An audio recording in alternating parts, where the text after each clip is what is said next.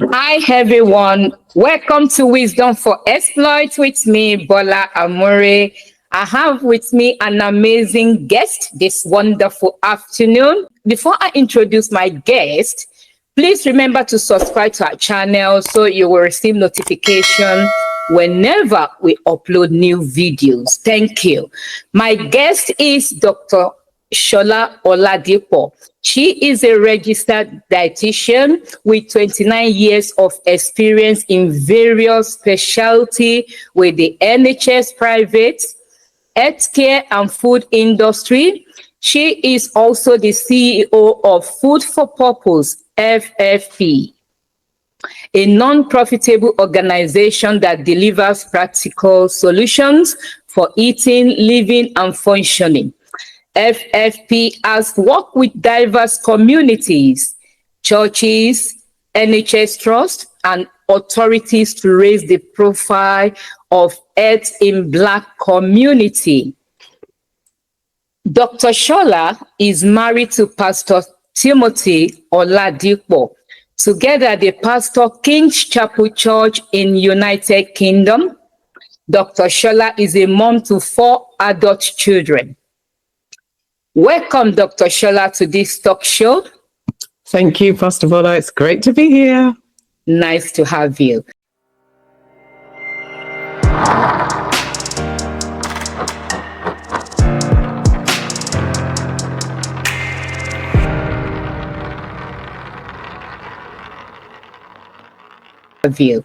So today, the topic we're going to be looking at is eat well to live well.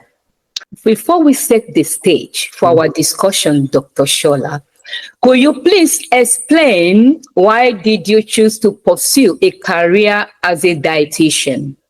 Yeah, thank you. Gosh, it's such a long time ago now.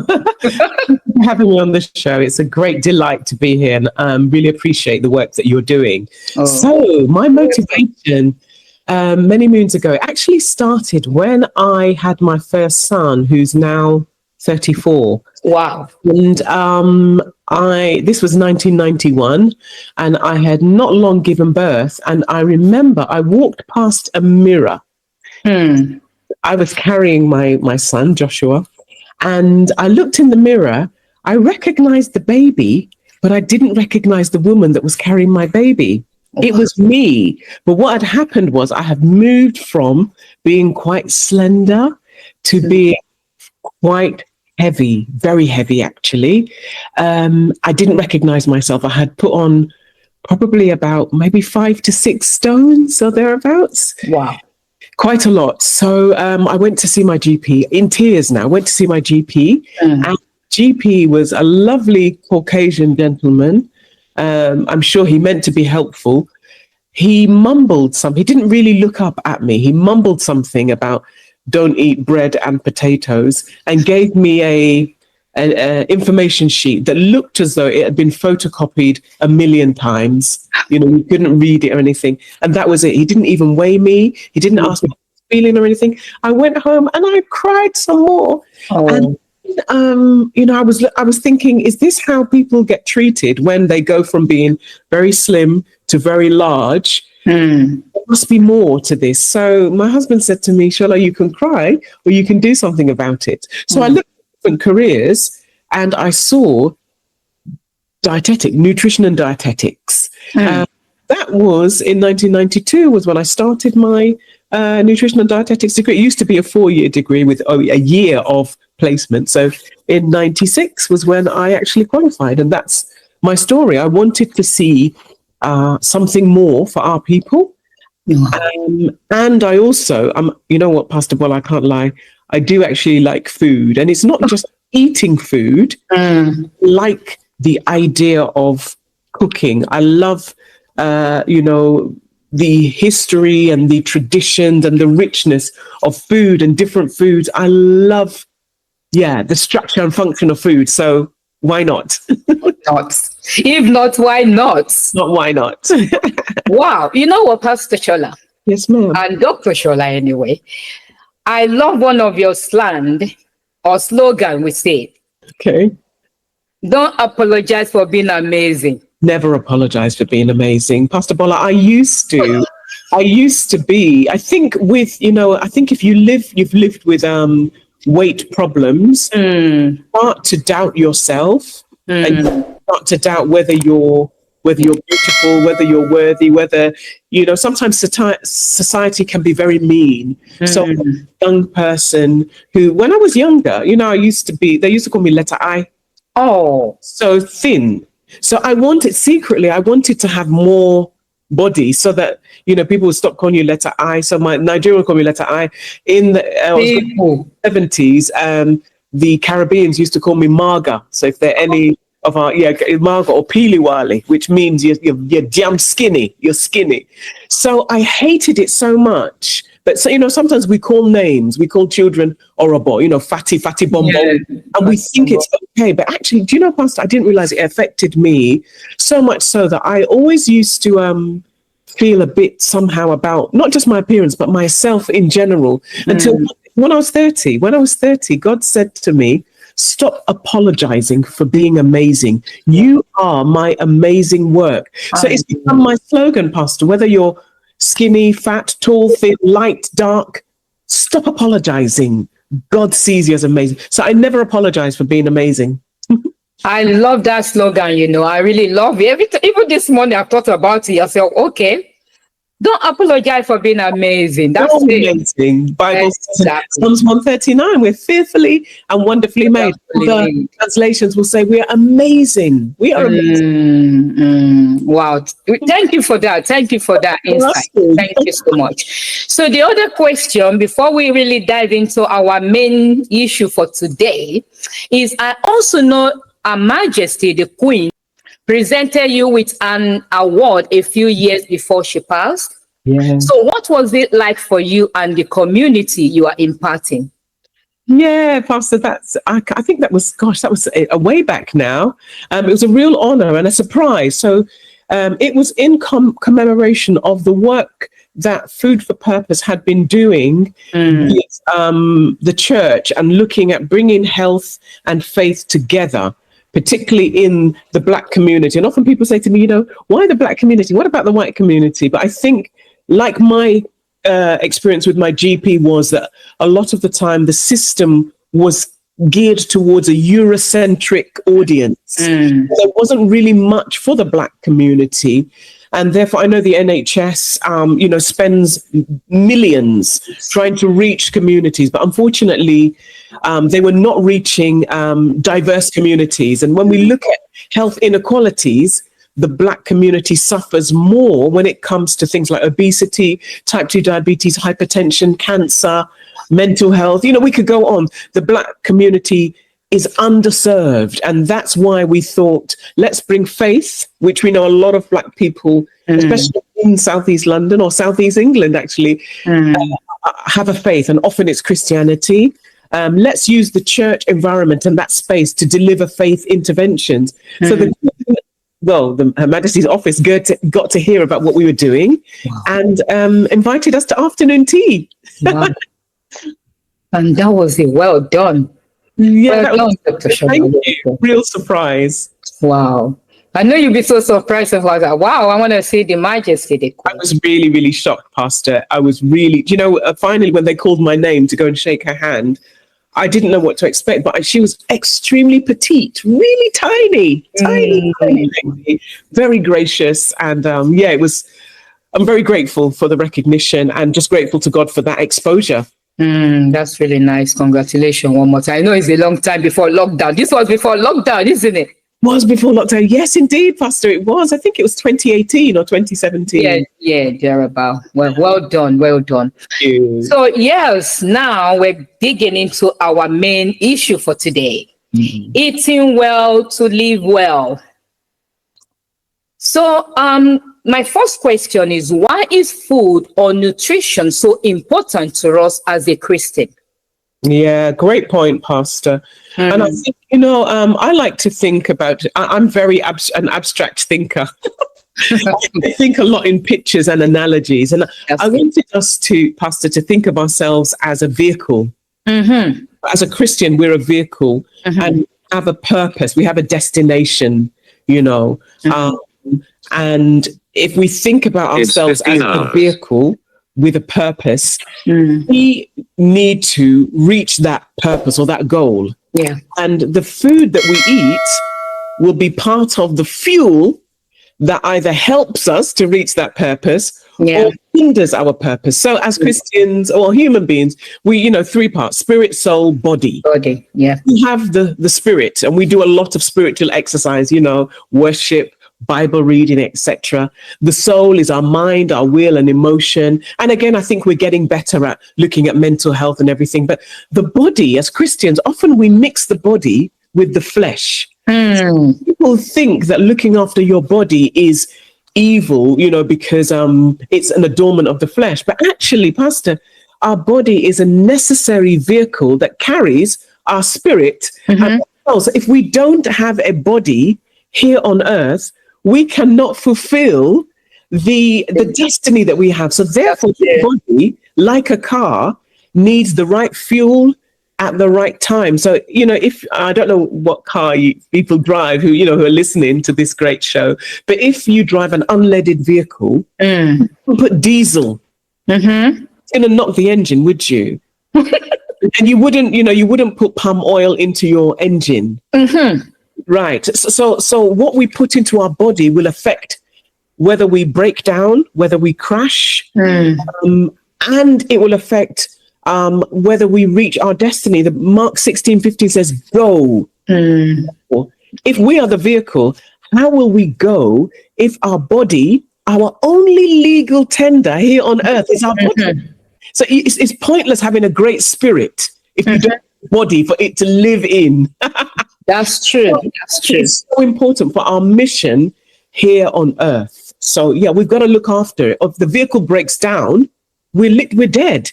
So that it's all that spirit, that speaking in tongues and everything will have no meaning if we don't look after the vehicle, which is the carrier. So that's why I think it's very important. That's very good. I like that analogy. That's really good. Well done. Well done. So the Bible talks about health. What do you think he expects from the body of Christ? I know we've talked about the body, soul, and spirit now. Good. Yeah, Pastor, I do believe that God expects us to be faithful stewards of our bodies. And I think faithful stewards is having an equal and understanding of spiritual health, physical health, balancing the two. God expects us to balance the two. So it's pointless if we are, a firebrand Christian, whatever that is. We are not a firebrand looking after our body. The Bible says that our body is a gift. We should stewards, but it also says that, don't you know that your body is a temple of the Holy Spirit? Well, I do believe that God expects us to be faithful stewards of to look after our bodies, not to neglect it, but to look after it so that it works to glorify Him first. I do believe God is interested in our bodily function more than our beauty. Do you see? So God is something interesting, Pastor? The Bible never says anywhere, thou shalt have a six-pack, thou shalt have a slim waist, thou shalt have a figure eight. It doesn't even, if we look at the Proverbs 31 woman, that caricature, the woman, know her size. So I do believe that God expects us to look after the body, but not be so drawn into it that all we care about is, is my eyebrow straight, my bum firm, have I got big muscles? And I think there's something about us coming back to a balance between our spirit man and our body, because the body is the vehicle that we must look after. We have to be good stewards. When we're going, the Bible says that Jesus went about. As Christians, we want to do that. How are we going to go about if the vehicle is neglected? So I do feel that there is a call for us to not adorn and overdo it. I think there's a lot of overdoing, not to worship the body, but to look after our bodies in a way that will allow us to fulfill our purpose and bring glory to God. Well done. Well done. That's really good. Our body is very important. We need to look at our body. I know majority of people they look after other things. They want to buy this and that, but the body you're wearing it on, you're not looking after it. Yeah. And we look after outside things than physical things. You know, we do insurance, we do all these things, we take our car to the mechanic as the car. But we're looking after our body, say, you know what, this body have been working alcoholic, and you need to sit down, you need to relax. We don't do that. I just pray that God will help us. Amen. Yeah. Amen. Your expertise lies in Black Africans and Caribbean health. Therefore, what is the primary issues or issue demanding increased attention? Great question, Pastor.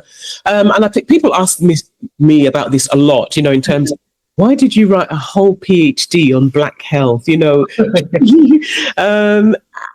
I think I think I mentioned it earlier.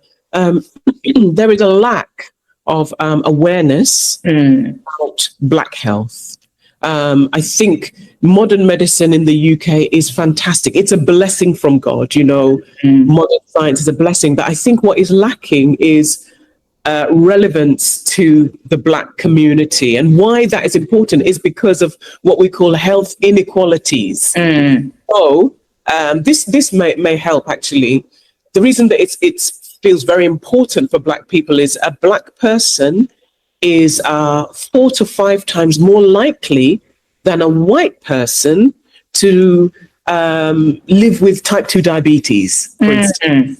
A Black man is, I think, 3 times more likely, if I'm not mistaken, I may have the stats wrong, but has a higher likelihood of dying from prostate cancer than a white man. Really? Yes, ma'am. A Black child now, year 11, so age 11, year 7, year 6, year 7, is more likely to have risks for obesity and type 2 diabetes than a white child. A Black mother, maternal care, a Black woman has 5 times more likelihood of dying in childbirth than a white woman. So my interest in Black health is because of what we call the inequalities. And the inequalities are present because sometimes there's a lack of research, a lack of awareness, a lack of culturally tailored solutions for us.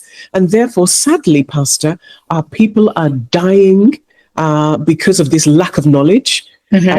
About, the disease course in a Black person's body is sometimes very different a white person, and the studies are not there for our people.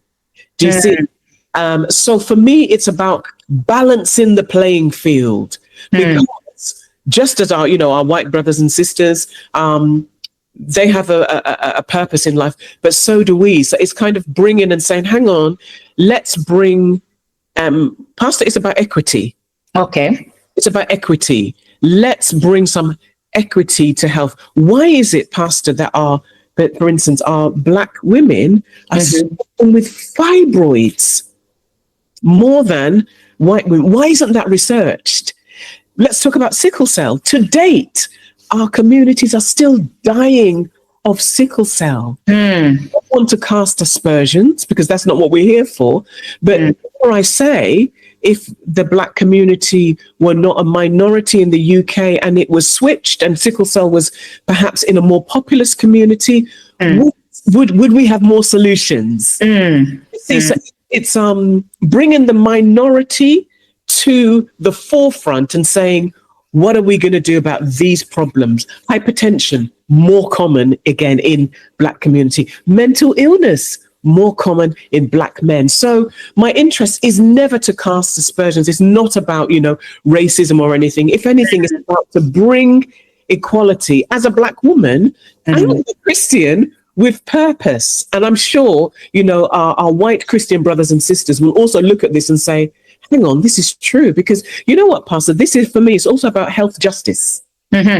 God is a God of justice. So God would not be pleased if why is it that there's a higher risk that somebody of a certain race will die of something than a different race? God would expect us, I think, to have some solutions.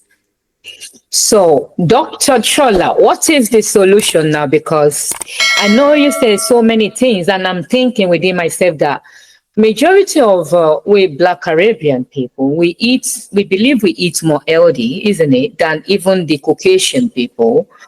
So why is it that we have these loads of sickness? The eye rate more. You see, you mentioned diabetes, you mentioned I know we mentioned sickle cell, you mentioned fibroid and all those stuff. And I know truly, even you see, there was a time I used to think that people that have big body are the ones that are more prone into fibroid.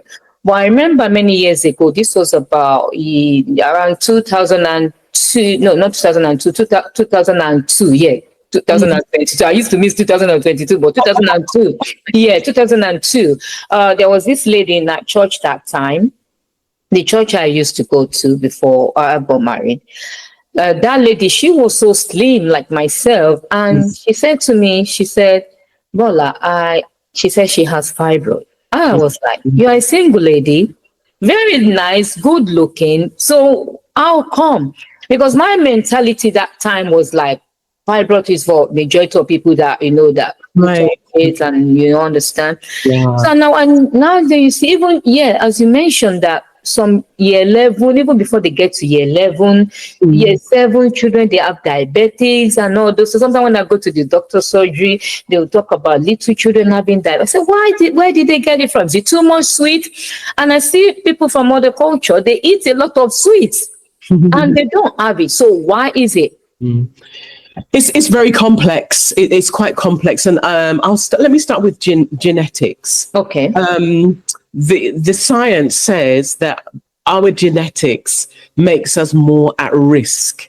Whilst I do agree with that, Pastor, what I find very interesting is that we have genetics, and then we have something called epigenetics.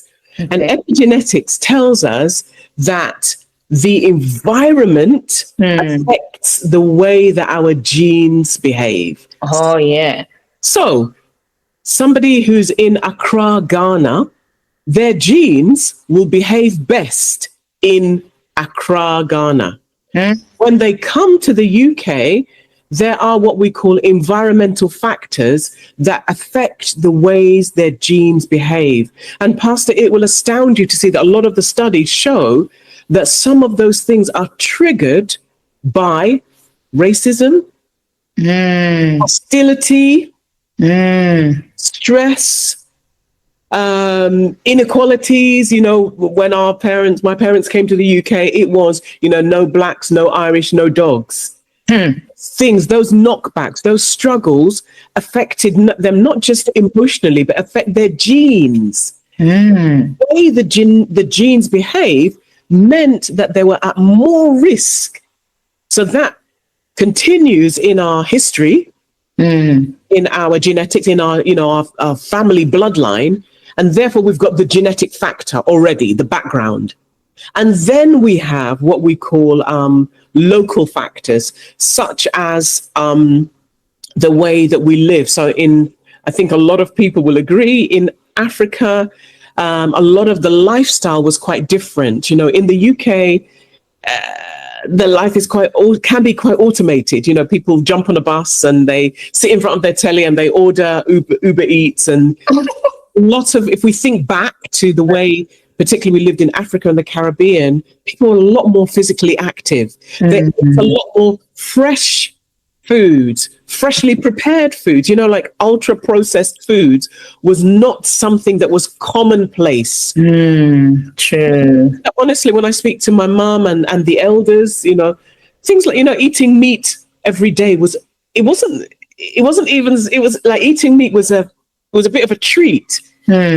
More vegetables and a lot more food that came from the ground, more physically active. And I think over time, even now in the UK, if I think about when I was a child, we played outside. Time now, Pastor, I can't lie, as you know, I've got 4 children. When they were younger, it was okay to play outside, but now who's going to let their child play outside? So a lot of our children are less, remember, they've got the genetic factor already. Then there's some environmental factors, and the foods that we're eating doesn't help sometimes, but also physical activity. In general, we are less physically active.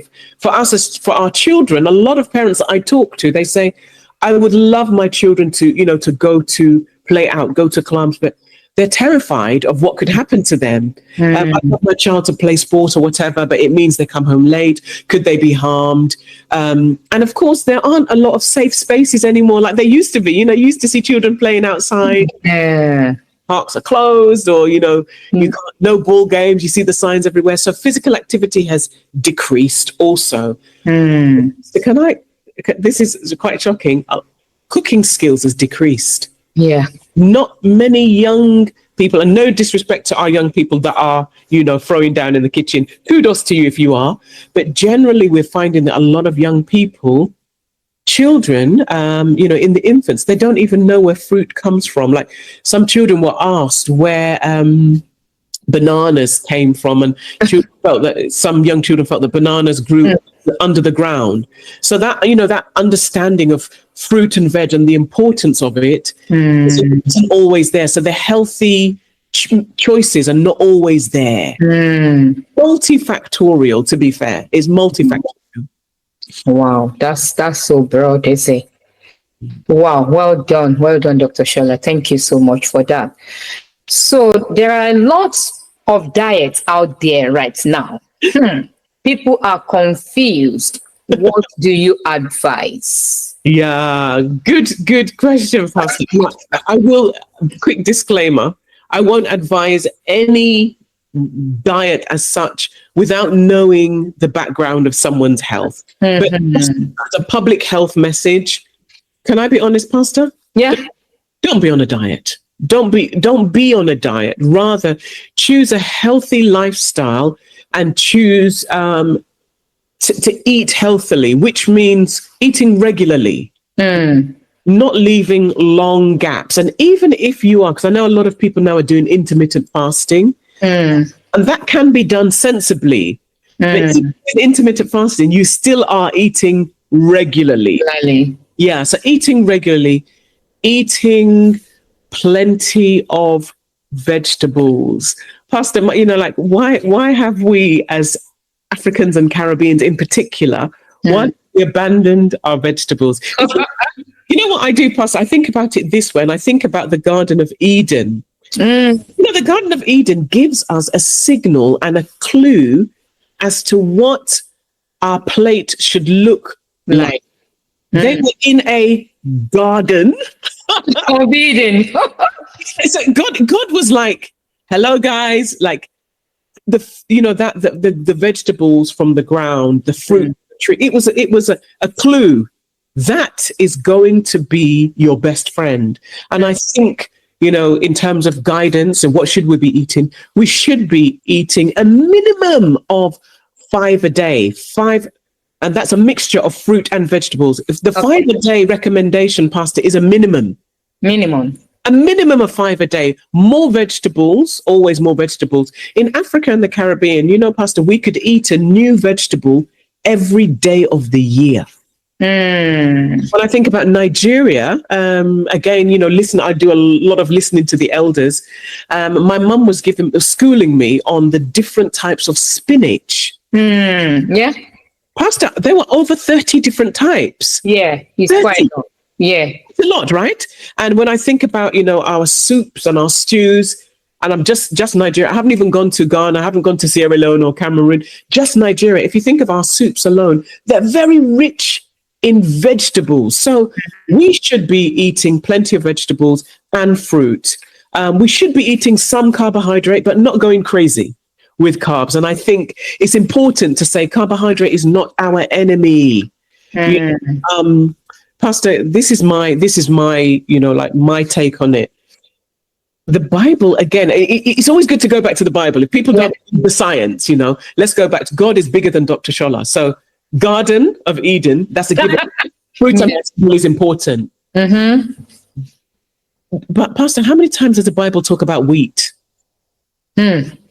Jesus is the bread of life. Of life. Not the fufu of life. We found okra. But what I'm saying is there's nothing wrong with carbohydrates. Yeah, I understand. So, but what we've done is we've bastardized. I don't eat bread. Don't eat this. It's in moderation. Moderation. And then, of course, balancing. So we're still talking about balance. We talk about fruit and veg, carbohydrates, starchy foods. Then we do want to have some protein. I think there's a lot out there now about people are eating loads of protein. And again, don't be on a diet. Eat a moderate amount of protein, which can be fish, can be meat, or can be vegetable sources.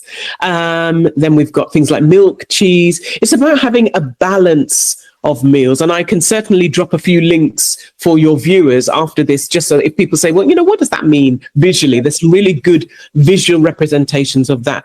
But what should we be doing? We need to go back to balance. Stop being on a diet. Pastor, I'll be honest with you. Diets do work. If your aim is to lose weight, and I know that sounds controversial, the diet will make you lose weight. Why? Because you have gone to an extreme. You've taken things away. But the diet, being on a diet, is not a lifestyle. So as soon as you stop that diet, guess what will happen? You go back to your base one. Stop being on a diet, because what you're also doing is when you're on a diet, your body, remember our genes? Our genes are already a little bit, they're working harder for us because of all the things that have. Yeah, we do. Now what you've done is you've put your body on a diet, and your body's like, hey, she's not eating bread. So how do we give her energy? So the body tries to adapt. And then it's like, okay, now she's eating bread again. Your body's like, we have to adapt again. In the end, the body says, well, you know what? I'm tired. I'm confused. So our bodies work hard. What we call equilibrium. But when we're doing this today, tomorrow, the body is so confused. So stop being on a diet. Be a healthy lifestyle. And I have to talk about fluid. We need to drink more water. Yeah, I got that one on there. Hydration. I think we underestimate the value of drinking, to the point, Pastor, where I found that people, we don't think about drinking. So we say, oh, I'm so hungry, and your body is saying, don't eat, drink. Okay. Your body is saying, I'm not hungry, I'm thirsty. But we're always thinking food. When the body is saying, I'm not hungry, I'm thirsty. And sometimes we confuse the thirst sensation for hunger. And we tend to be, a lot of us are quite dehydrated. And just in case your viewers want to know whether they are not, check your wee. Check your wee. When you wee, it is very dark and quite smelly. You're probably dehydrated. So it should be a light yellowy color, and it shouldn't be very smelly. The only time that it may be is when you wake up first thing in the morning, because you've been sleeping for maybe, I don't know, 6-8 hours, and your bladder, it's been sitting there. In the morning, that one's usually a little bit smelly, not offensive though, and maybe darker. But during the day, we need to be drinking, especially now. I don't know what the weather's like at your side, Pastor, but here, really we're in together, innit? We're in together with it. It's December. I don't even know the degree, but it's very warm today. Yeah, it's about 25 today. Really? I didn't even check it though. 25. Can I just drop this one as well, since we're talking about hot weather? With the elderly, so I've been talking about the thirst sensation. With the elderly, the thirst sensation is decreased. So a lot of elderly people are dehydrated because they don't feel thirst anymore. As they get older, the sensation of thirst. So instead of waiting for them to ask for a drink, we need to be offering them, Mama, Papa, drink. What happens is the signs of dehydration, the symptoms of dehydration is confusion. Sometimes we see elderly people and we think, they're confused, they've got, early dementia. They might just be dehydrated. Please, let's make sure that our elders are drinking. Sometimes they can be confused. Oh, they have falls. They're falling over because they are dehydrated, and not because they have dementia or they've got Alzheimer's. it's because of Dehydration. and also your mood. Sometimes, Pastor, we're very irritable. Can't remember things. We lose our memory. We feel very tired. Yeah. Thirsty. Body can be so really important. Yeah. Thank you so much, Dr. Shola. Thank you for that. But I have a question quickly before we move to our next one. You said stop being on a diet. Yes. I'm not on diet anyway. But what about we like this, myself, that don't like breakfast? I know one of the things my daddy trained us to do is that even though you're going to skip lunch, make sure you eat breakfast. That was when we're growing up, we're all at home. But these days it's like, even when I go to work, I remember I was telling them one day at work, I said, if I sit down and start eating breakfast, I'm going to be late to work, even more than late. Because I'm not a fast eater and all those stuff. Yeah. So what about skipping? I'm not on diet, and I don't think I've ever been on diet. Even people drinking all these diet coke, I say you're just doing more harm to your body. It doesn't make any difference. So what about people that love, say that they're like myself, that don't like eating breakfast? Let's say, when I say breakfast, maybe 7, breakfast starts from 7 o'clock upward. But if I'm traveling and my flight is early, I do take breakfast because you never know what is going to happen. That's interesting. It's true. I won't lie about that. When I'm traveling and my flight is maybe midnight or early. Okay.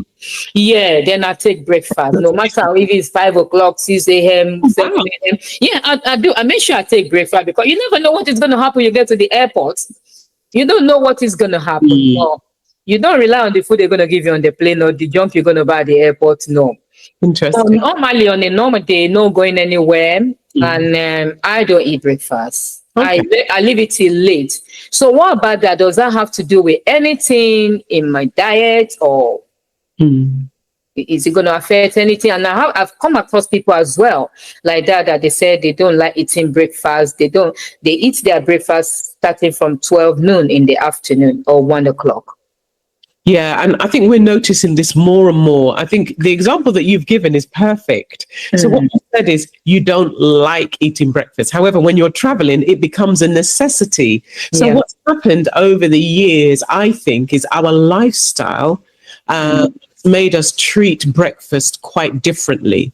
Now, to be honest with you, Pastor, I used to say that breakfast is the most important meal of the day. I still do think that breakfast is important because if you think that overnight your body is sleeping and fasting, right? Now, for all of your viewers, I hope we're not eating in our sleep. If we are, you're dreaming of that wonderful food you're thinking you're going to cook when you get home. Indeed. So let's take it that nobody is eating in their sleep or in their dreams. So at night, the body is fasting. So the reason that we should break that fast, so that's what breakfast is breaking the fast, is that your body needs energy in the morning. So your body wakes up in the morning and we want to break the fast from overnight. The overnight fast, the body has been fasting. So especially if you've been sleeping, I don't know, maybe let's say you've been sleeping for 8 hours, your body has been fasting for 8 hours. And your body is thinking, okay, now that, Shola is waking up, she's brushing her teeth, she's putting on clothes, she's running to the station. Your body is thinking, we need fuel. Now, for some people, their body will burn fuel from their stores. We have fat stores, we've got glycogen stores where we store some glucose in the liver, and the body will use that. But the whole idea around break fast was that in the morning your body has energy to carry you through. But we also know now, studies also show us that by eating in the morning, your brain, which survives on glucose only, the brain needs glucose. So constantly not eating in the morning, and you have to, let's say your job involves you having to, put in some brain work, especially for students. You will probably find that you're not as sharp. You may find that you're a bit sluggish as well. You may find that you're a bit irritable. But I do know, and I think I also I'm not an early breakfast lover. But Pastor, what I try to do is try to take something with me, a banana. Yeah. Always try to take some fluid with you. Mm-hmm. Something that you can eat later, maybe a yogurt or something that you can eat later. Because remember, what you're doing is you're saying to your body, right, we've slept all night and we're fasting, but you need to think, when am I going to break this fast for my body to have energy? But, there's a lot of data now showing that breakfast is still important, but I wouldn't say it was the most important meal. I think all the meals are important, Yeah. but we need to avoid these extended time of keeping our body in a fasting mode, because what the body is doing is trying to carry you. Your body is saying, okay, Shola is now, she's talking to Pastor Bola, she hasn't eaten, she hasn't drunk. So your body is working hard, going. And if you don't have that fuel, your body starts to create it, and it uses stores that perhaps it should be using for something else. So you're putting your body at a metabolic strain to serve you. The body is very clever.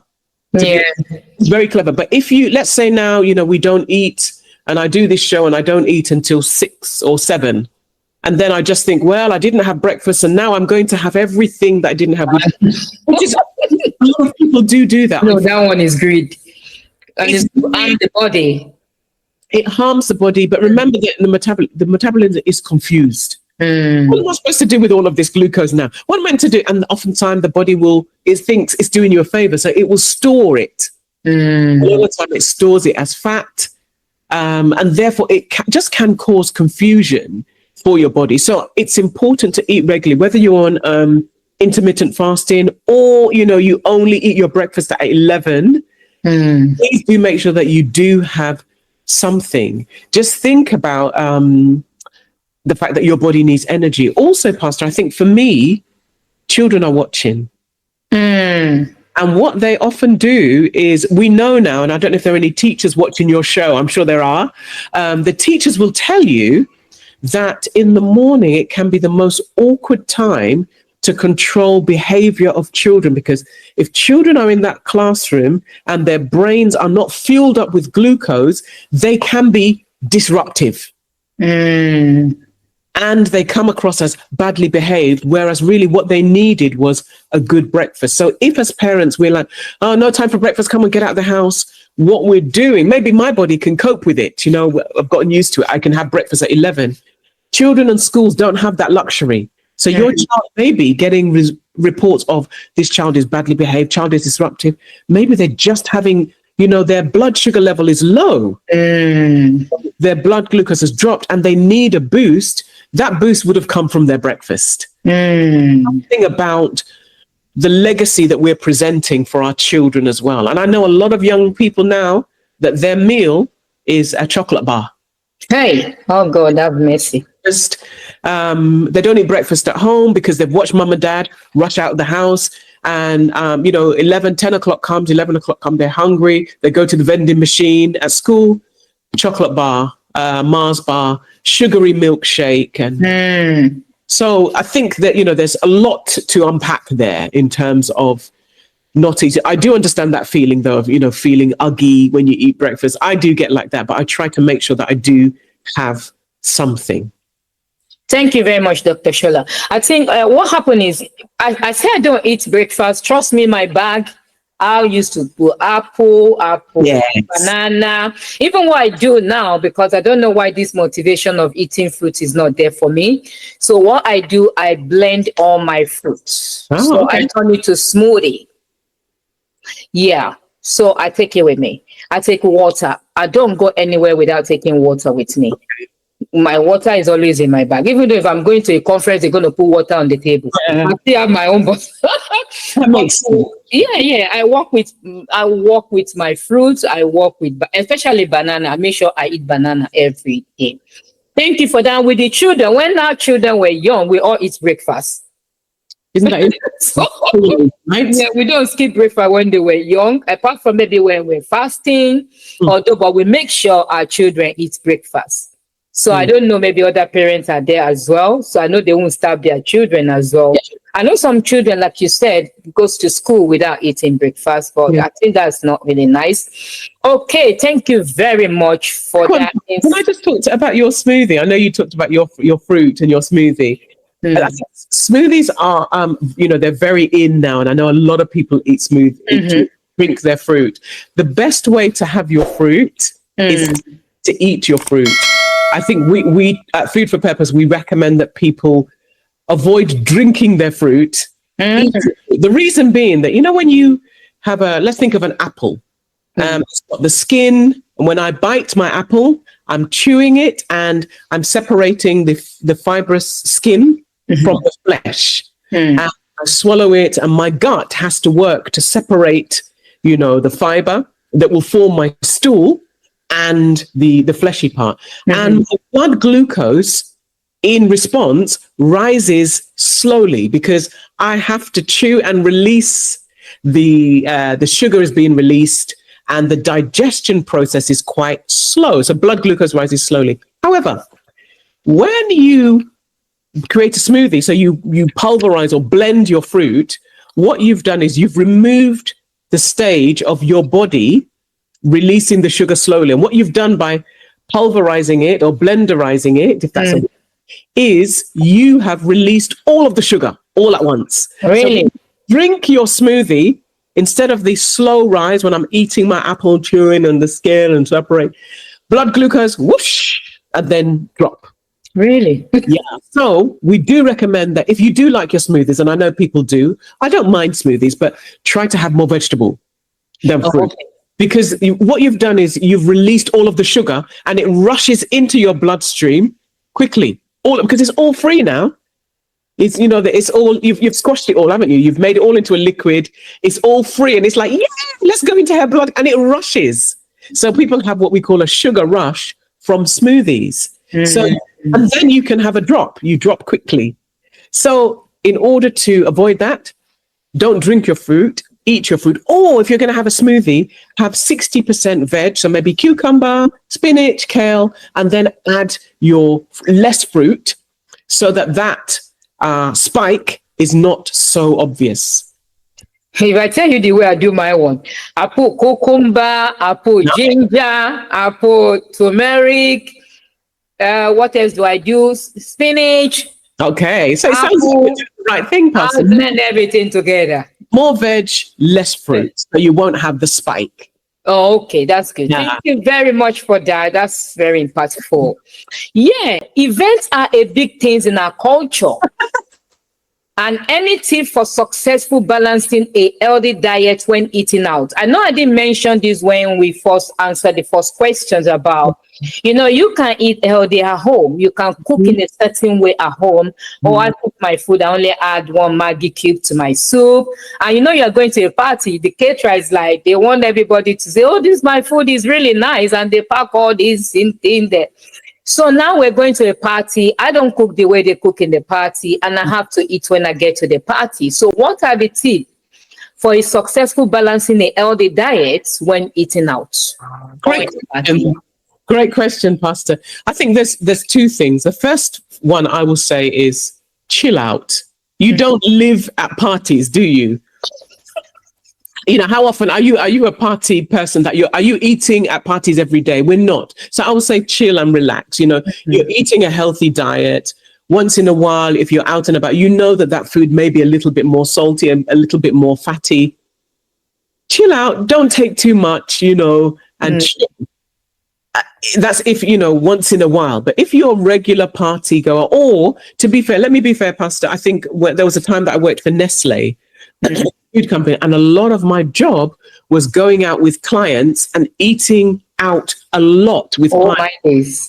Oh my goodness. So and the hard way, if you're eating out all of the time with clients, you will get fat quickly. So what I used to do is, and this is the other tip, is manage what you eat at home. So give yourself the meal that you like at home, have your veggies and everything. When you go to the party, still be polite, when they call your table to the buffet. But what I say to people is walk the whole buffet first. Walk the buffet first. That's what I do. Let people know. So find out, is there salad at the end? Start at the salad And be mindful. Think to yourself, okay, Shola, we've already eaten at home. We're not going to overdo it here. We're going to be careful. I'm going to go for more veggies, and I'm going to choose one, maybe two proteins. I'm going to have if I was going to have chicken, I'll have maybe, the caterers will always cut it for you. They will cut that. I always say to them, can you just cut that for me, please? Take a small piece of the things that you like, knowing that you've already eaten at home. Or for people that are trying to lose weight during the week, and they're like, I'm going out on Saturday. During the week, they will generally eat a lot less. So for instance, let's say they're trying to manage their portions. They'll say, I know I'm going to eating out on Saturday, so I'm going to manage my portions even more carefully now because I'm managing my weight and I've left room for that extra. So it's, what it, Pastor, is? It's about planning. Planning. Be a planner. You've got a party. That's my next question for you. Be a planner. Be a planner. So that means when you get to the party, just chill out, eat, but make sure you've already planned. Because my next question was like, what role does planning play in balancing one's nutrition and lifestyle? I love that, Pastor. Do you know what? Can I be honest? I don't think we plan enough. I don't think because like you said, I think you said, I can tell you're a planner because you said, when I'm traveling, you said, I don't know what we're going to eat on the plane. So you planned by eating at home. So I think the same way. I don't know what food the caterer might give us at the party. But I know what I can eat at home. So I'll eat some at home, and at the buffet, I will just take, a few little pieces because I've planned ahead. Even birthdays, your own birthday is once a year. Yeah. There's nothing wrong with that, is there? You eat, you can eat a cake or enjoy that once a year. You can plan that. Especially if you're into, people have roles where they, like me, when I used to work and, do a lot of taking clients out. I had to plan it. I would accordingly. I would go online, check the menu already, if you can. So in your mind, you're like, I've seen that they've got chocolate pudding. Oh, I've seen they've got fruit salad. So I'm going to ask. So already plan what you're going to ask for. I think with our cooking and our meals at home, I know people say, menus is, you shouldn't have a menu because it looks like you eat the same food all the time. Guess what, Pastor? In reality, we do eat the same food all the time anyway. Yeah. Plan your menu, plan. And the beauty of planning is you can add that into your shopping as well. So you're planning if you think about, we eat beans on Wednesday, we eat chicken on Sunday, we eat fish on Friday. Plan. So when you're doing your shopping, plan. I think planning is crucial. Even, with this cost of living crisis, crisis will not be our portion, but we have to be prudent. If we are planning ahead, we can plan so that we can also save money. If you eat chicken X number of times a month, why not buy in bulk? So meal planning is crucial. I think I'm seeing a lot more young people, especially on social media, they meal prep. Prep their meals on Sunday for the whole week so that, they've cooked all of their meat, they've cooked their proteins, and they've planned that, on Monday I'll have rice. I've got my vegetables ready. Tuesday I will have, and they've planned it already. So they know what they're going to eat. So when they come in and they're so hungry, they don't have to be grabbing. They've already planned. So planning is crucial. Okay. Thank you so much, Dr. Shola. Thank you. We got a few more questions. Do you believe food can be a medicine? If so, give an example. I think food is food. However, I think that food can be medicinal. I think food is food and medicine is medicine. However, food can be medicinal. And the reason I say that is because it really depends on what we're eating and how much of it. So, for instance, you talked about turmeric.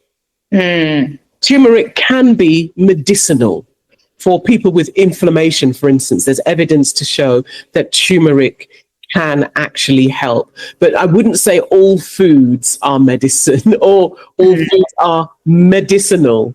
But I think, all foods are medicine, but I think food can have a medicinal or beneficial part. So there's turmeric. If you think about some of the things like ginger, again, we know that it can have medicinal properties. The reason I say that not all food is medicine is because if you have, I don't know, some people take ginger tea, for instance. Yeah. Fantastic. However, it loses its fantasy when you've put 10 teaspoons of honey. Yeah. And so that's why I say that It doesn't make sense anymore. So honey has medicinal properties. However, if you're using it every day in your tea, your body just treats it as sugar. That honey that you call medicine, if you're living with diabetes, will raise your blood glucose. Honey will also rot your teeth the same way that sugar will. Wow. Too much honey will also cause fatty liver the same way that sugar will. Do you see? So I'm quite careful, not because people will say, well, yeah, Dr. Shola said that, honey is medicine, so we can just keep taking it. No, honey is still sugar. That's the way I see honey. I know people, I know honey is medicine. Even people say it wounds easily. But I have friends that he can trek from a house down the road 20-minute walk to go and get honey. I said, because I don't eat sugar. They said sugar is not good, so I'm going to put honey in my tea. And I was like, just take your tea, not ordinary. And you know what? There was a conference you were discussing this. And since then, I've never had I won't say I've never, that would be a lie, because there was a time I was craving for this sugar. I have this brown sugar and I put a little bit in my tea. But since then, I've been drinking this tea naturally. And I don't even feel the sugar part. So I think it's just the mindset of things that, I can do this. Because people think that, how can I drink my oats without sugar? Or how can I drink my tea without sugar? Because at the end of the day, you are putting honey.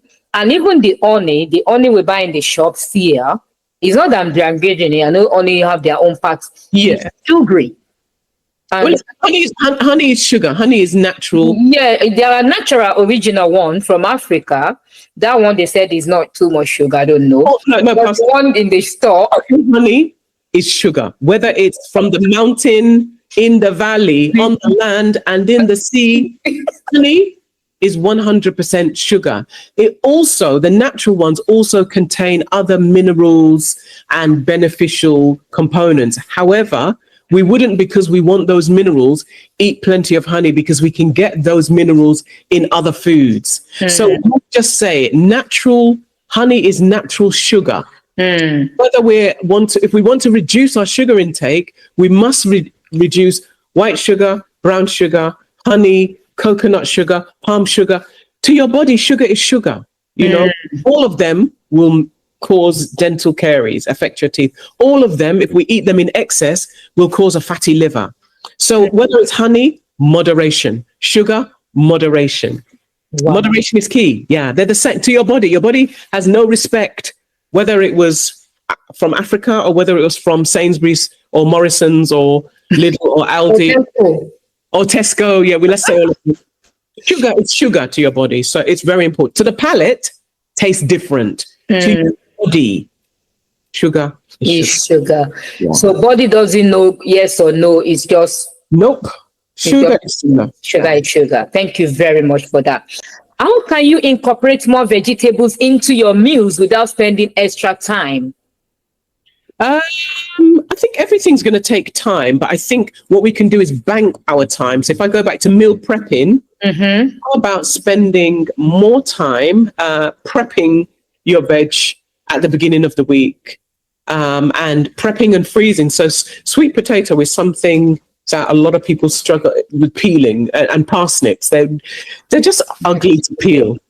But if you peel them in advance and then freeze them, take them out and cook them, so you've saved time. Also, Pastor, can I be honest? There's nothing wrong with mixed veg. You've saved time. Yeah. So I'll keep your note from there. What's different between the fresh vegetable and minced vegetable, the frozen one? It's what we've said, that they've been frozen. So they've been picked from the field, they've been cleaned, and then they've been immediately frozen. So they're quick frozen or they're frozen immediately. So when we cook them, they don't need to be overcooked at all. Literally, allow them to, some people just steam them, but don't overcook them, but they're fine. The evidence shows us that they're fine. But because about that, people say the frozen one is not too good. That it doesn't give you more nutrient than what the fresh one is going to give to you. I think you lose, ice is ice, right? Freezing is freezing. What freezing will do is you will lose some of that natural flavor with anything that you freeze. Fresh will always be best in terms of taste. But I think when I think about the science, a lot of the data is showing us that frozen vegetable can be just as good in serving us with the components that we need for a healthy diet. So fresh will always be best, but frozen, when you talked about saving time, freezing is a great, it's a great time saver. And thank you very much for that. So share a secret weapon ingredient that make meals healthier and tastier. Gosh, that would be really dependent on what people like to eat. I would say vegetables should be your friend. Vegetables should be your kingpin friend. If you're trying to avoid too many carbs, so you're trying to avoid, for instance, let's say too much rice. So we know that carbohydrates is not our enemy. Too much of it is not helpful, however. So I want to decrease my carbs, increase your veggies. And I think there's something about broadening our scope with vegetables, I think my secret would be more adventurous with things like vegetables and fruit. People, apple, banana. There's so many other fruit, kiwi fruit, the berry families, strawberries, melons. I think we need to be more adventurous. Let's exploit vegetables, especially in vegetables that are in season. But what about people that live like in Africa-ish, like a rural area whereby they don't have the opportunity to have all these variety, or maybe they couldn't avoid to buy, most of these fruits and vegetable. I know some Africa, I know there are farmers, but sometimes because the way things are now, things are expensive and all that. So what about people that maybe low class or lower class, how do they call them? And they can't avoid all these things. So what advice can you advise them and to still stay healthy while eating? Because a lot of people believe that it's just about to eat, I don't mind if I eat a bowl of rice. I mean, just about to eat, Yeah, sadly, that is less of a nutritional problem, more of an economical problem. So actually, what we do need is balance for those people. And I think, Pastor, that's right. If we're talking about certain communities, let's say Africa, for instance, but Africa is not the only continent that is struggling with what we call malnutrition, where people can't afford to eat healthily. This is more of an economic issue. So we can give all the advice in the world, but if they can't afford it, we have an issue. And I think that's kind of, I guess, out of the realms of the work that I'm doing at the moment, because that's an economic issue. My issue in the UK and the community I work with is that we can afford to eat healthier, and it's about making the right choices, which is quite different. So I think my advice would be, these are economic issues. You're right. People are living on carbohydrate because they don't have money for protein. They don't have money for variety. And unfortunately, that's a much bigger issue that I think, perhaps that's something that I'd love to work on in the future to support, countries where they are living with malnutrition, because, Pastor, there isn't a shortage of food in the world. It's just that we're wasting. It's not shared equally, unfortunately. Yeah. Thank you for that, Dr. Shola. Thank you so much. So what is one myth that about healthy eating that you think needs to be debunked? Okay. Yeah. I think one myth that I find goes on forever is the sugar one. So it's that thing about, I don't take sugar, I take honey. Mm. White sugar, I take brown sugar. I Okay. don't take brown sugar. I use coconut sugar. I use palm sugar. I only use syrup. I take muscovado. So it's sugar is actually sugar. And I think for me, that is one of the key ones is, yeah, understanding that sugar is sugar. And also related to that is this thing that we need sugar. We don't actually need sugar. Sugar is a learned, taking sugar is a learned behavior. Mm. Adding sugar to things is a learned behavior. It's not a necessity. Mm.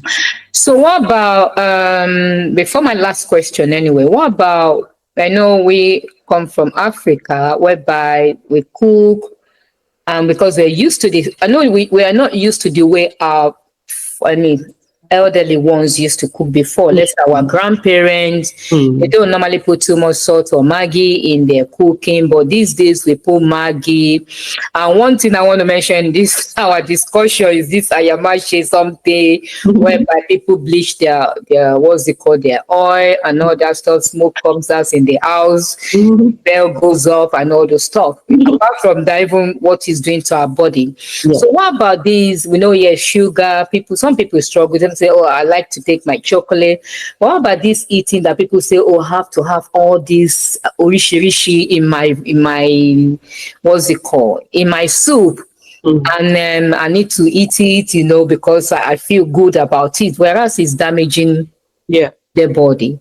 So I mean, what are the advice, or what do we have to do to just take our mind off that thinking or that behavior? Interesting question you asked, and I think you used an important word, feel. And I think what we have to do is move away from just feeling like eating and looking to fueling. So I think there's something about not being led by our emotions all the time when we're eating. Now, I say not all the time because sometimes you say, I fancy, I feel like. That's okay. But if we go back to the analogy of the car, if I drive an unleaded car and I say today, I just feel like adding diesel to my unleaded car, that feeling will knock the engine. And I think sometimes because we're not thinking about fuel and purpose, I feel like eating 6 meats.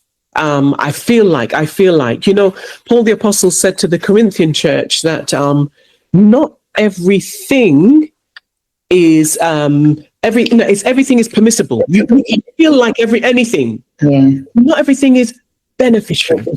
Yeah.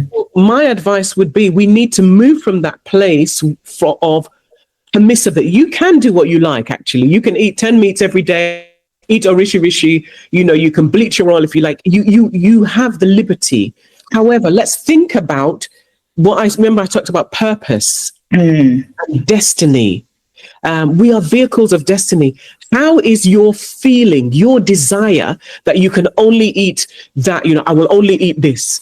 That's fine for you, but you are a vehicle of purpose. You are not just here for you. You're here to satisfy your appetite. You're not just here to eat, well, it's what I like. After all, something has to kill a man. That's all very cool. But what about God's purpose for your life? I think for me, moving away from my feelings to making those decisions that will glorify God. Now, that doesn't mean I can't, fancy an ice cream today or not fancy. We can fancy them, but I think we need to be thinking about what we put in our body with destiny in mind. That's wonderful.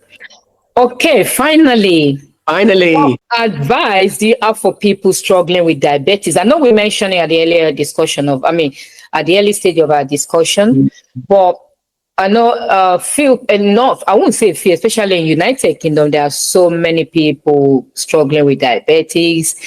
And one thing I know we mentioned about sugar, everything is sugar. Either you take honey, white honey, green honey, white sugar, brown sugar, everything. Your body knows that it's sugar.